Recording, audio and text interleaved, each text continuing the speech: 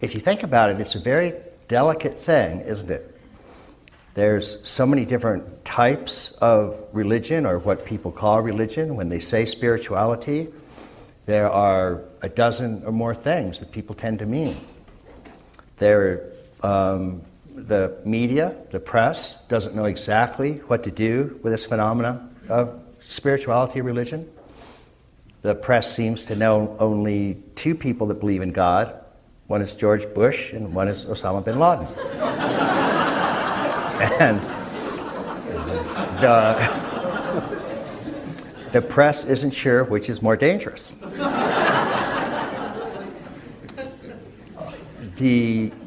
Those who look into spirituality or religion just for more than an hour realize that there are at least two very different types of spirituality and religion. And there are many different ways to categorize them. Traditionally, they're referred to as esoteric and exoteric, the inner and outer forms.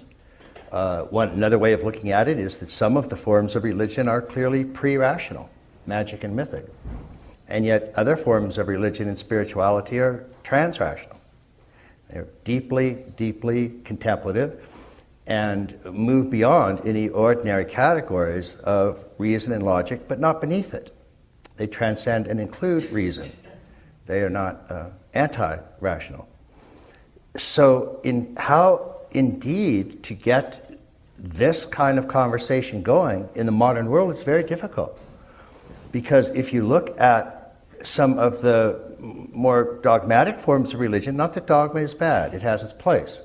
But if you look at these types that we're calling exoteric religion, or religion of myth and dogma, it's arguably the cause of more human suffering and death than any other man-made cause on the face of the planet. And yet, if you look at the great paths of liberation, those contemplative paths that have claimed to show men and women a doorway in the deepest part of their own consciousness to that realm which is timeless and spaceless and beyond death and pain and mortality.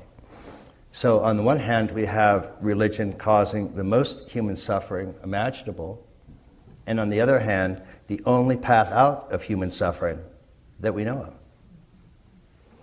How to get that conversation going? Extraordinarily difficult, and yet there arguably is no more important conversation than we can have.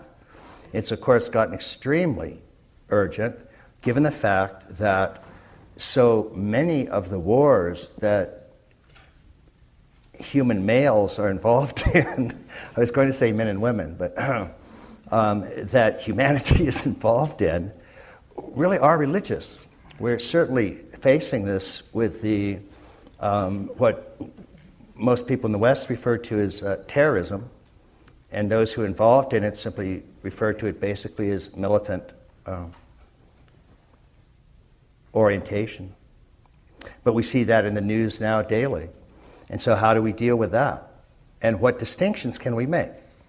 How can we say what we need is more spirituality in our lives, when more spirituality causes more suffering and pain than any other thing we know? If we can't come up with some distinctions that make sense and that men and women everywhere can begin to agree on, then simply saying all you need is love, or all you need is God, or all you need is more religion or spirituality might be a prescription for disaster. We are at Integral Spiritual Center, of which Father Thomas and I are members, particularly looking at a handful of concepts that help us get a handle on some of these distinctions in spirituality and religion. And indeed, one of them is what we call the pre-trans fallacy, or the pre-post fallacy, the fact that pre-rational engagements and trans-rational engagements are often confused simply because both are non-rational. We're also looking at a concept called the conveyor belt. We'll be glad to talk about that religion actually is one of the very few human disciplines that seems to span the entire spectrum of human development, moving from archaic levels or waves of consciousness to magic, to mythic, to rational, to pluralistic, to integral and superintegral. There's no other discipline that really covers that entire spectrum. And yet the evidence now is becoming extremely convincing that men and women have these great levels or stages, waves of consciousness available to them cross-culturally. And that part of what religion in its highest effort can do is help men and women move from the pre-rational forms of religion to the rational forms to the trans-rational. Now, religion does a lot of other things, but there's an enormous amount of evidence that it can do that. Another concept that we find useful is the distinction between stages of development or stages of consciousness and states of consciousness. And we can go into that a little bit. I just mentioned some of the widely accepted stages of human development, archaic to magic, to mythic, to rational, to pluralistic, to integral and higher. But at any of those stages, men and women can have powerful religious experiences. And these states of consciousness can be oriented towards nature, they can be oriented towards deity forms, they can be oriented towards vast formless emptiness. You can have those religious experiences at virtually any stage of development.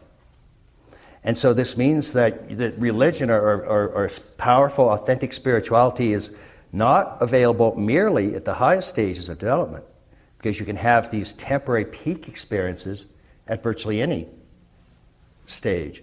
But what we do find is that you tend to interpret your religious experience according to the stage you're at.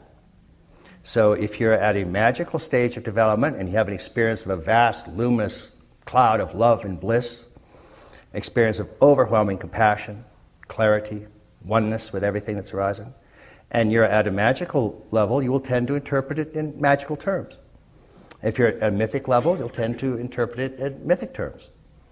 There are many people at rational stages of development that have these experiences, and they interpret them in very rational terms and often try to explain it away. It's just fireworks in the brain. Somebody at the mythic level might interpret it as an encounter with a literal figure, Jesus perhaps, or one of the bodhisattvas, or an angel. If you move into pluralistic stages, typically postmodern interpretations, first you'll try to deconstruct it. If it doesn't go away, you'll say, well, it's true for me, but not necessarily true for you.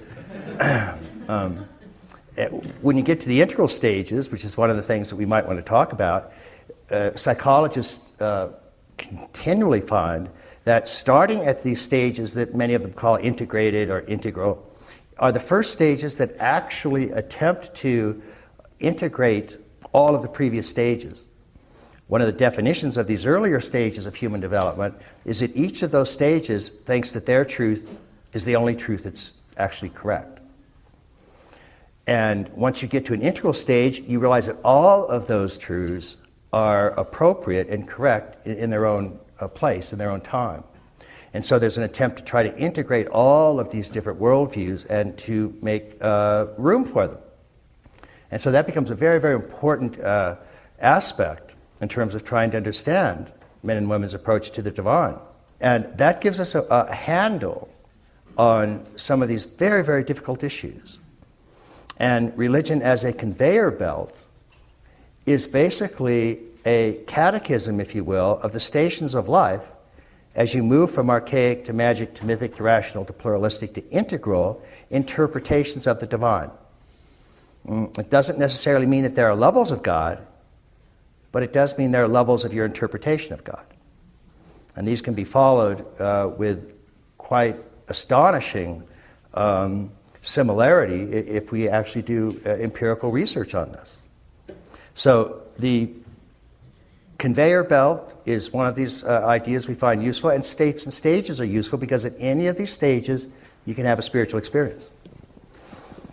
Meditative practice is a practice in having these state experiences.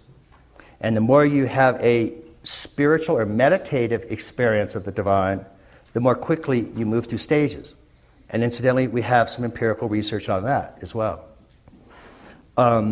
This doesn't mean that there's no reason to belong to a particular spiritual path. There's every reason to belong to a particular spiritual path. The very least, as the Japanese say, chase two rabbits, catch neither. And it's you can understand that there are many paths to the divine. Which path is best is which path is best for you. The one that helps you move to your own fullest potential in terms of being able to open yourself to the divine in whatever ways work for you is the best path. And so we can talk about that as well. The final concept that we find useful in interpreting these many, many different ways that men and women around the world have approached the divine is what we call the 1, 2, 3 of God. And this means that there is another very important way that men and women interpret the divine. And the 1, 2, 3 refers to the first, second, and third person perspectives. And many of you are familiar with that. A first person perspective means the perspective of the person who's speaking. Second person is the person being spoken to. And third person is the person or thing being spoken about. So common pronouns for first person are I, me, mine, and plural of first person is we, us. Second person is you, and plural is yous. The Northerners say you guys, and Southerners say y'all. And I like